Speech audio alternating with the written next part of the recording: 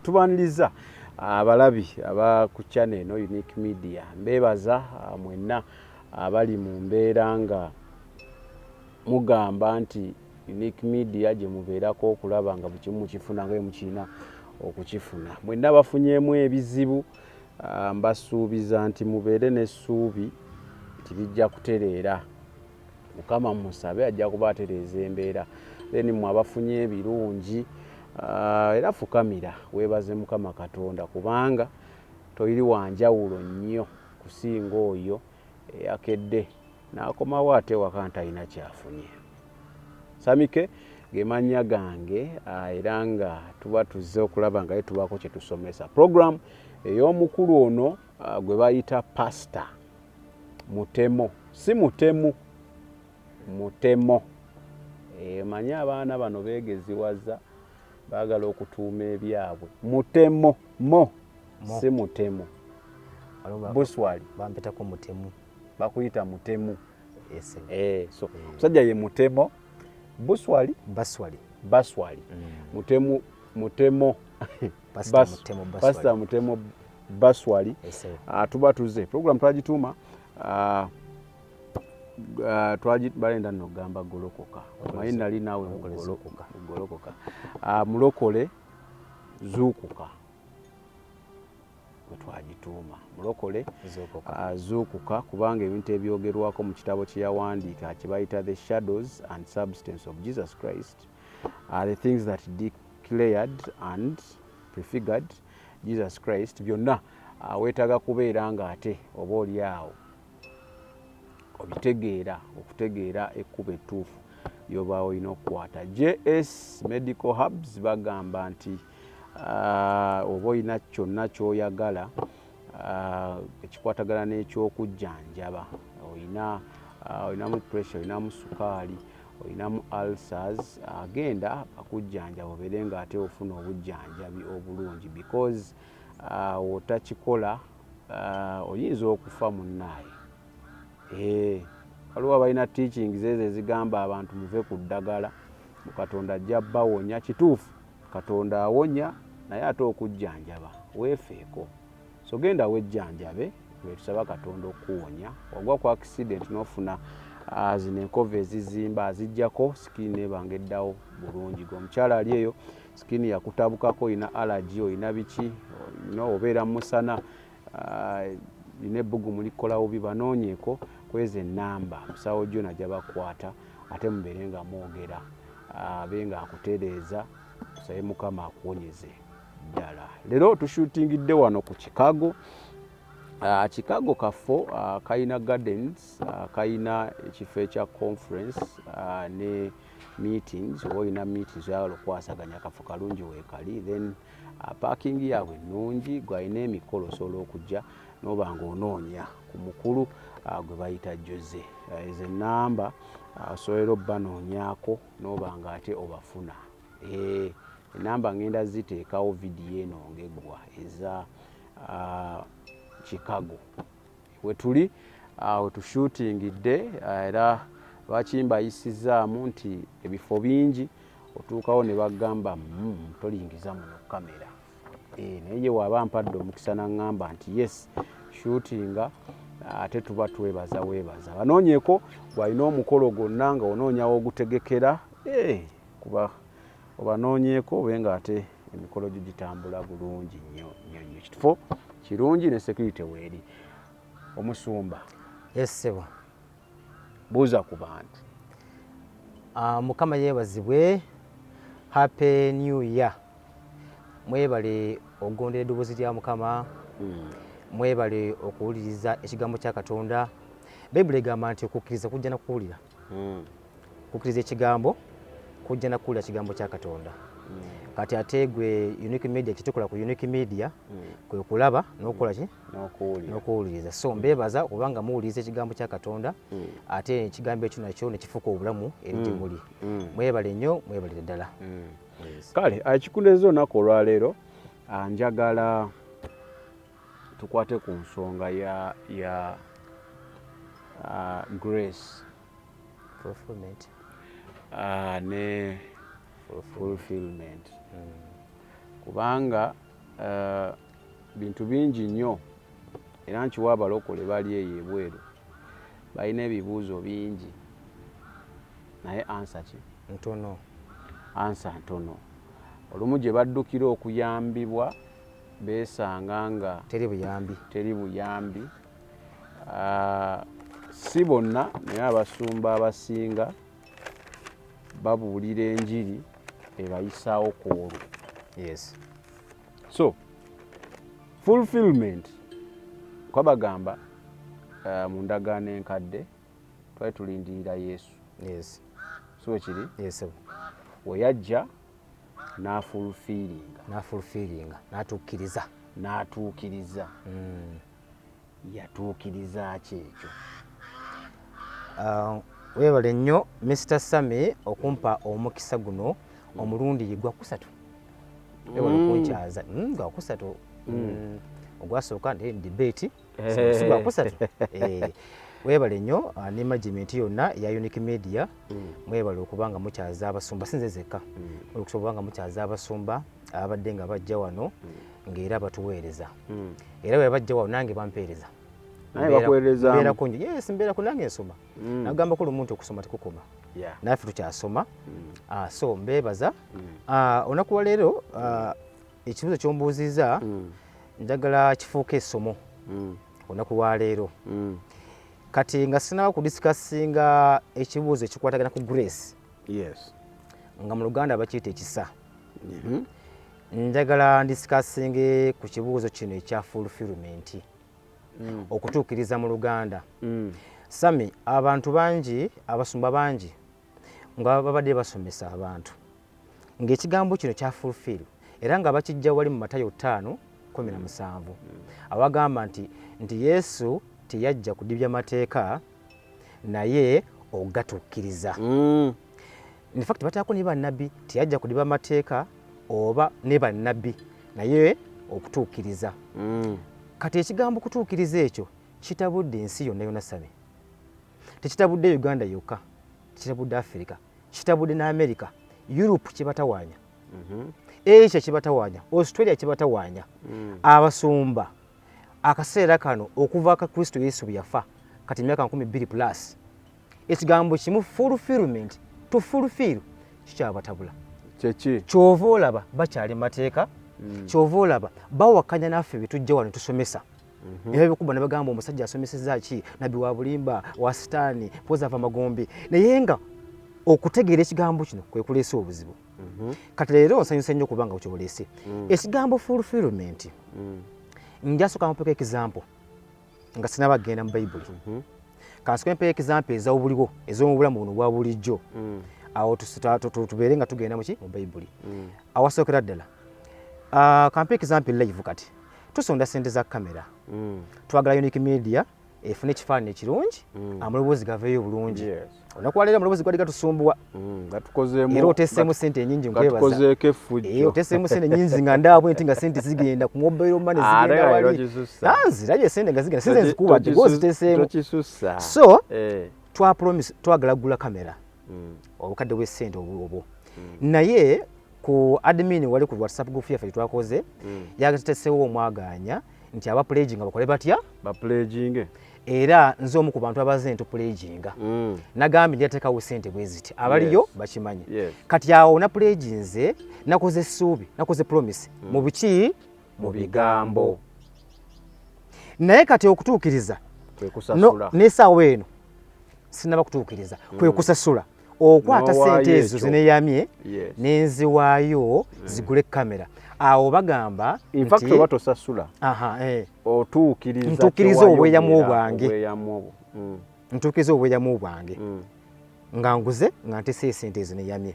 Okwo kwe bayita okukola ki okutuukiriza. Era abo bagamba nti Pastor Mutemu atuukiriza obweyamu bwe kubanga yakutte sente zino buliwo naziwadde miini nezibanga zebalira kuzira esente zegula kamera. Okitegeera? Ekyokubiri kati kange nensomeseko ebintu bisatu abantu batamanyi. Okutuukiriza kubeera mu mirundi kumpi ng'esatu nga mu Bayibuli okusinziira ku Bayibuli. Waliwo okutuukiriza ekigambo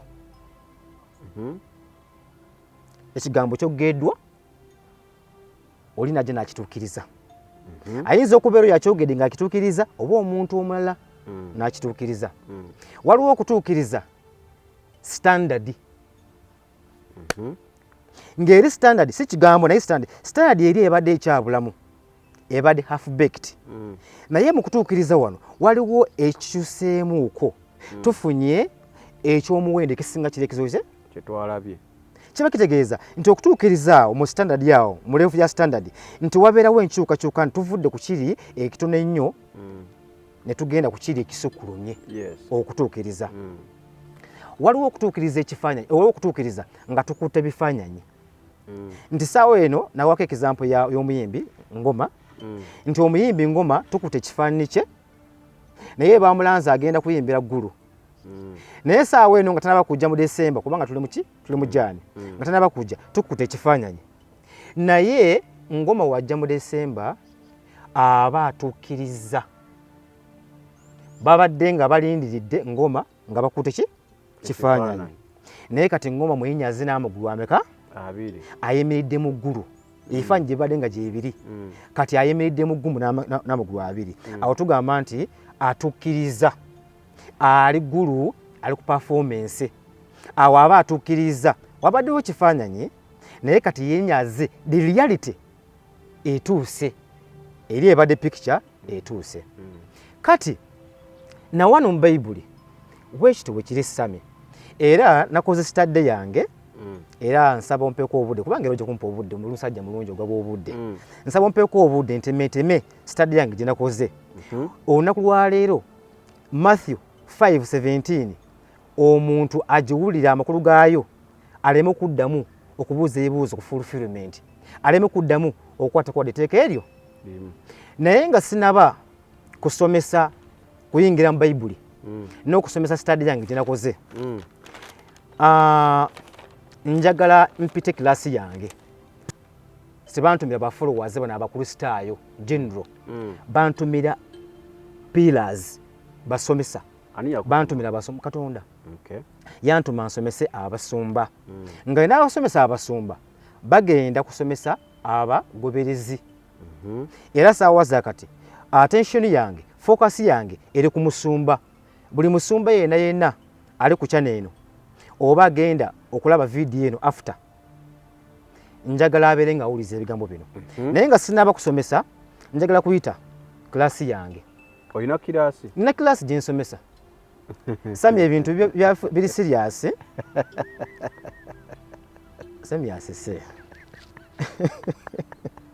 Ebutemu kyotagenda kukola wallahi. Sami oyina kilasi? Osekedde ki? Nina kilasi yange Mukama gyantuma. Ogenda kulolo ko. Mbadde nga njikwese ebbanga ddene. Naye Mukama omwoyo wa Mukama annumiriza kilasi njijeyo. Giyite. Mpita muntagingira amakanisa gano wammanga.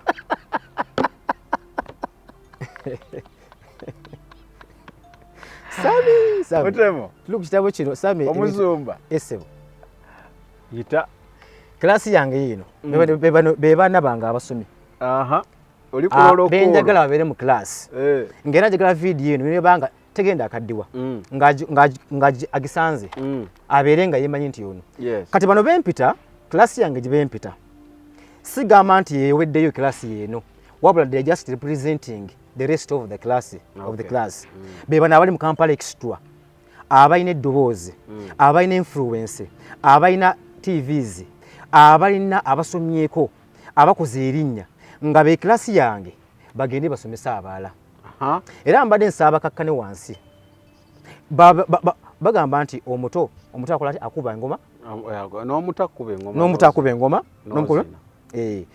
So klasi eno ani agikuwa? Eno klasi eno Mukama yangambye mpite abantu kinoomu church buli ku church eyingire whereby video eno ebemaze okukolebwa omuntu atabadde ku video eno saawa eno atali ku channel kuno bwagisanga amanyi nti bampise kubanga mbadde nga ninga mu kusaagasaaga, tubadde nga tulinga tusaagasaaga. Mukama ali serious ku nsonga eno. Eni revival Mukama gye yalangirira. Kyova olaba ekitabo kino kiriko nti revival 2022 from Uganda is here. From Uganda across. This revival is cutting across the globe. Sami. Gita kilas. Mpita klasi yange. Mpita KPC churches. Mpita Miracle Center Cathedral. Waliwo churches zigwa Miracle Center. Wempita Miracle Center ngomanya nti mwena mwena mbayita. Omuli mu east, mu north, mu west. Mu west nali wona mbayita. Oyita KPC. Mpita KPC churches. Mpita Miracle Center Cathedral. Mpita Full Gospel Churches. Mpita World Trumpet Center. Mpita New Life Church. Mpita Mutune Christian Fellowship. Mpita Eden Miracle Church Ministries. Mpita Fanelo Ministries International.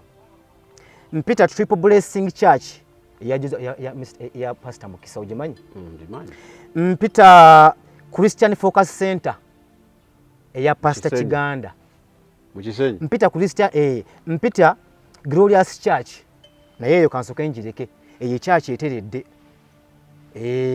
Glorious Church eya Pastor Isaac Tuka eyate ebuuse. Webanga ebulamu akantu kanono nnyo nja kategeera naye era namwe ekitabo oyo ka musaving mu kwao sijja kumuyita nnyo naye naye muyita abeerenga witness kubanga byensomesa naye abisomesa waba kyabulamu tugenda kwesanga mugambe nti wano tata wange tuyuseemu. Mpita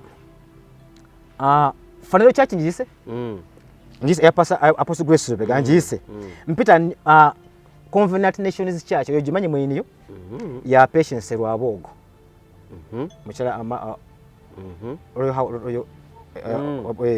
Mpita House of Prayer yomukadde wanga Pastor Bujingo. Mpita Victory Churches. Victory Church then the churches underlying Victory Church. Gana ama church gona ngayita gabeere ku media wano gawulise kyengamba kubanga ensonga isajjuse kati bwetugenda wa serious kyovola bakati mpita kati klasi yange olwasooka klasi sajita ngamba yita abere mu klasi eno nga nsomesa kigambo ekyo leero fulfillment. What is to fulfill according to Matthew 5:17? Era kyovola mu refugees zange zenkoze mabegaawo nagamba nti these people they have not understood an English word fulfill. They have never understood an English word fulfill from Matthew 5:17. Nalinga nkitegeeza kalunaku lwa leero kati sami ngeye tugambye ekigambo fulfillment si kya copy and paste. Nti Yesu ali ategeeza nti sizze kudibya amateeka naye nabbi naye ogatuukiriza tukoopa amateeka mu ndagaano nkadde nabiri ebirala byalangira Kristo Yesu tukiteeke mu ndagaano mpya. Nedda awo ekigambo fulfillment tuba tukirepinze ekigambo kyokka eky'oluzungu tuba tukikabaasanyiza n'omuzungu tubanga ekyo kyoyogedde kubanga ekigambo fulfillment kirimu transition, kirimu excellence, kirimu okukyukakyuka, kirimu movement okuva ku A ogenda ku B.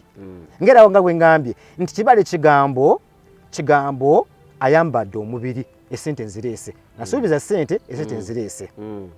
Kati amangu nnyo kangende mu byawandikibwa mbalage fulfillment mbalage kato Yesu Kristo yali ategeeza ki ngo yagamba nti sizze kudibya mateeka oba bannabbi naye nzize ogatuukiriza ntandiise.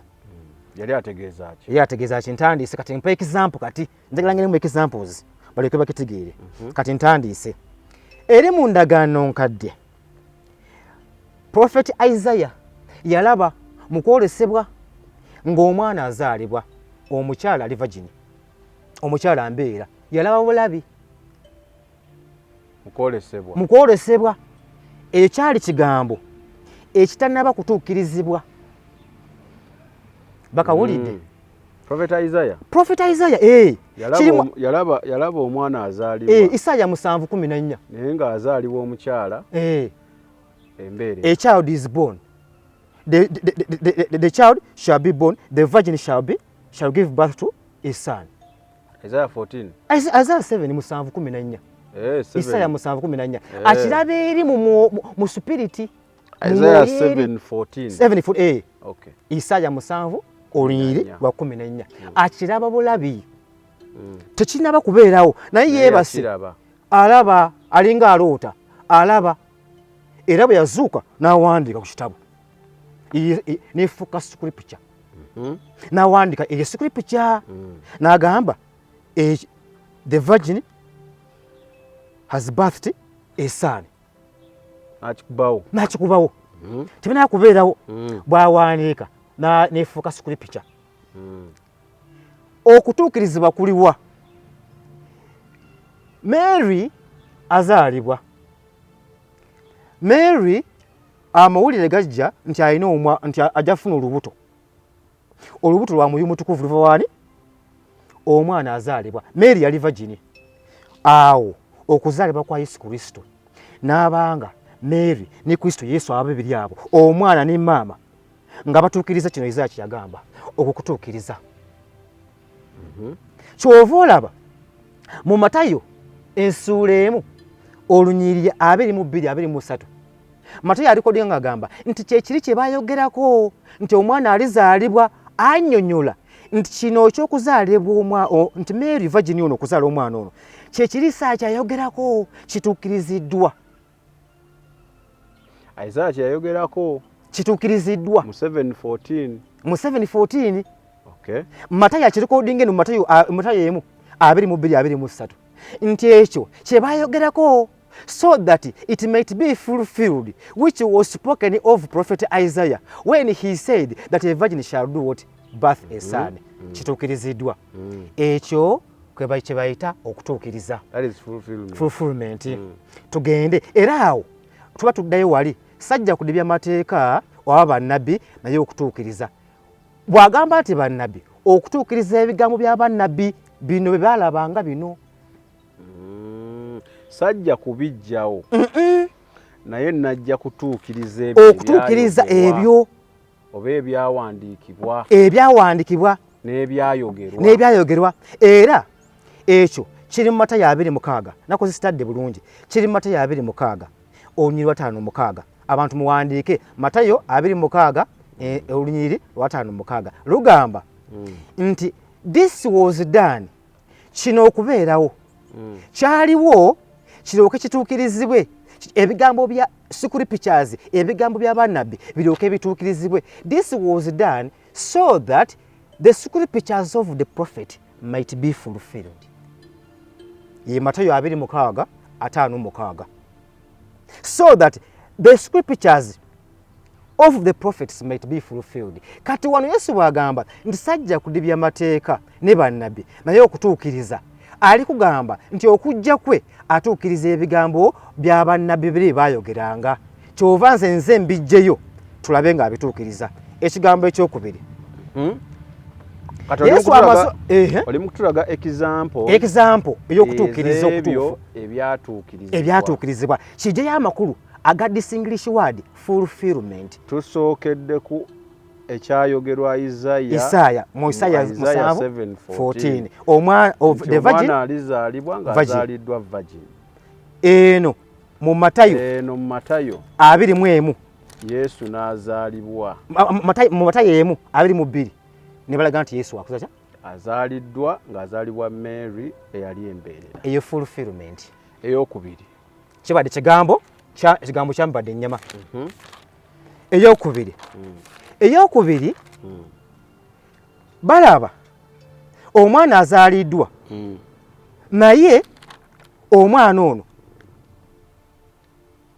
Egypt emuyita.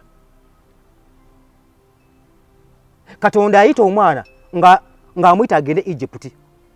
Isaiah yakiraba. No, si Isaiah. Hosea yakiraba. Mu Hosea 10:14 nga wonnyonnyodde ekya Isaiah 7:14 njagala osooka osomenga ekyawandiikibwa. Yes. Then tulyoka otutwale ku fulfillment. Fulfillment. Kati tubeeremu eyo embeera ekyaddako. Kansooke nga batta abaana abato wansi w'emyaka 2 bali balowooza kubanga Herode yali tayagala kabaka mulala ajje Yesu Kristo. Kati Herode n'alagira batta abaana b'emyaka emeka 2 ng'alowooza Yesu Kristo ayinza okufiira omwo. Kati Jeremiah yalaba ng'abaana ba Lecho bakaaba, be baana ab'obuvubuka abo. Kati Jeremiah yalaba mu Jeremiah 3:1 15 ng'abaana bakaaba abaana bali kyo bakaaba ng'alaba ekigenda okubeerawo nti abaana b'obulenzi balikaaba ng'aba bayiga nga balowooza bayiga Kristo Yesu. Ekyo kyali mu Jeremiya 31:15. Eno ne kituukirizibwa era twagenda okulaba Yesu azaaliddwa. Kerode alabye amawulire nti waliwo kabaka ava azaaliddwa. Kerode n'agamba nti ate waliwo kabaka omala okujjako nze mugende muto obwana obwo bwonna buno buli wansi awo ni Yesu mutwaliremu. Ebiri n'okukka. Ekyo kiri mu Matayo 2:17-18 era Matayo 2:17-18 egamba nti awo Kerode n'alagira bakwate obwana obuto babutte nga baagala battiremu ku Yesu Kristo kirooke Matthew ng'alikodinga kirooke kituukirizibwe, so it might be fulfilled which was spoken by prophet Jeremiah in Jeremiah 31:15. That is the fulfillment. Yesu Kristo mwenyini firimu akituukiriza kibaddewo ngera kibaddewo ku lwa Kristo Yesu kubanga akoze atya azaaliddwa bamuyiga. Olunyiriri ne lugamba nabbi n'alaba era nabbi Isaaya azzeemu n'alaba ng'alaba nti Yesu Kristo ajja kukyalirako abantu eyo abaalekerwawo abali mu nsi ya Nafutaali and Zebulani. Abo baali balekeddwawo nga balinga enfunzi nga tebamanyikiddwa bali eyo nga omanya tribe kyeri wano tribe eri primitive ennyo tetubireke kati nga balekeddwa. Naye Isaaya mu Isaaya ensuula 9 olunyiriri olusooka paaka 2 ono Isaaya alaba nga Yesu atambula agendayo. Okutuukiriza kuliwa? Okutuukiriza kuli eno mu Matayo 4:13 olunyiriri lwa 13 okuva 13 paaka 16. Bayibuli egamba nti kirooke kituukirizibwe nti awo n'agenda bwe yava e Kapernawuni, Matthew 4:13-16. Naye tandikira ali 12 bwe yava e Kapernawuni n'ayingira mu region of Zebulani and Nafutaali. Kirooke kituukirizibwe Isaaya kyayogera nti awo ensi region eya Nafutaali ne Zebulani balabye omusana omuyitirivu, omusana gwa Kristo Yesu. Bwe yatambulira ku ttaka eryo yatuukiriza obunnabbi buno Isaaya bwe yalaba mu Isaaya 9 olunyiriri olusooka paaka 2. Eyo fulfillment. Tuddayo wali ku Matthew 5:7 najja sajja kulibya amateeka wa bannabbi naye okutuukiriza. Yesu atambulidde Nafutaali, atambulidde e Zebulani, atuukiriza obunnabbi obuli mu Isaaya 9 ensuula verse 1 paka ku 2. So ye fulfillment. Fulfillment. Otwadde example satu. Ngenda Isaaya era Isaaya alaba bingi ku Yesu Kristo. Isaaya alaba mu Isaaya chapter 53 yonna Isaaya eyo kangitwale yonna njagivuga yonna Isaaya 5:3 olunyiriri olusooka paka ku olunyiriri olusembayo alaba nga Yesu Kristo bamutwala ng'endiga bamucrucifyinga era nga after crucifixion nga amaze okumucrucifyinga ne baagala okumuteeka mu magombe mu ntaana ey'omwavu. Naye ate Isaaya amukulaba n'alaba nti ate lwakuba ti Yesu Kristo teyali kabi konna kali akozeeko. Ne bamala munnaaye ne bagamba eno entaana ey'omwavu titugenda kumuziikamu kubanga omuntu ono mutukuvu katumuteeke mu ntaana ey'omugaga Josefu. Yesu Isaaya abirabere mu Isaaya 5:3 olusooka paka ku lusembayo biri awo. Tugenda okulaba eri Matayo, Luuku, Maaka balikodinga naddala Matayo alikodinga 2:7. Tugenda okulaba eri nga Kristo Yesu azuukira ng'afa bamutwala ng'endiga bamukuba bamuteeka ku musalaba e Golgotha, afudde bamuteeka wamu bamuziika mu ntaana yaani ya Josefu. Bamuteeka mu ntaana yaani ya Josefu. Okwo kwe kutuukiriza nti Isaaya yalaba bulabi nga bino ebintu bibeerawo nga biringa bifaananyi nga biringa bipictures biringa firimu. Naye kati kituukiridde kati kyova Yesu agamba mu Matayo 5:17 n'agamba nti nsajja kudibya mateeka wa bannabbi, meaning amateeka ne bannabbi nze kutuukiriza ebyo amateeka gebyogera ne bannabbi bye boogera. Nabbi Isaaya amutuukiriza. Kati awo Yesu Kristo atuukiriza Nabbi Isaaya. Lwaki? Baamutwala ng'endiga eri omubaazi, baamukulusifayinga, n'amuziika mu ntaana ya Josefu. Isaaya kiraba kyatuukirira. Kati era nga tabanaba kumutera ku musaalaba e Gologoosa, Dawudi alaba mu Zabbuli 41 olunyiriri lwa 9 alaba ng'omulabe wa Kristo Yesu Yuda Isukalioti akoza wamu ne Kristo Yesu. Dawudi akiraba eri nga ne Kristo Yesu tanaba kujja. Dawudi akiraba eri mu kwolesebwa mu Psalms 41 verse 9 nti oje nkozezza naye adipinze ekitole wamu nange mu ssowaani emu. He has gone against me. Era eri mu Yokaana 13:18 Yokaana agamba nti awo Yuda Isukalioti, Yokaana 13 olunyiriri lwa 18. Yokaana agamba nti awo kiryoke alikodinga ng'agamba awo kiryoke kituukirire, so it might be fulfilled that which was spoken of who? David. Nti oyo akoza nange yagenda okunyamu olukwe. Ng'awo Yuda Isukalioti amaze okulyamu ani? Yesu Kristo olukwe.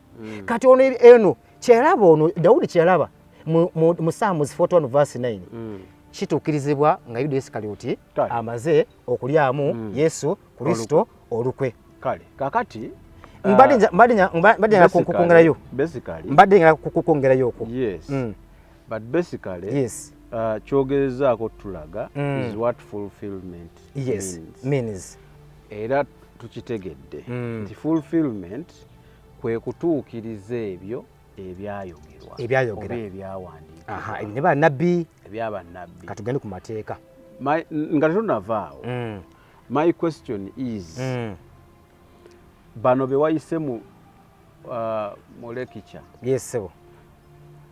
Oba abasajja abalala abasomesa ebyo b'otakkaanya nabo. Yes, sebo. Bo bakisomesa batya? Abasajja bentakkaanya nabo engeri bakisomesaamu, in fact babuzaabuza abasumba, babuzaabuza endiga. Tebakijjayo bulungi.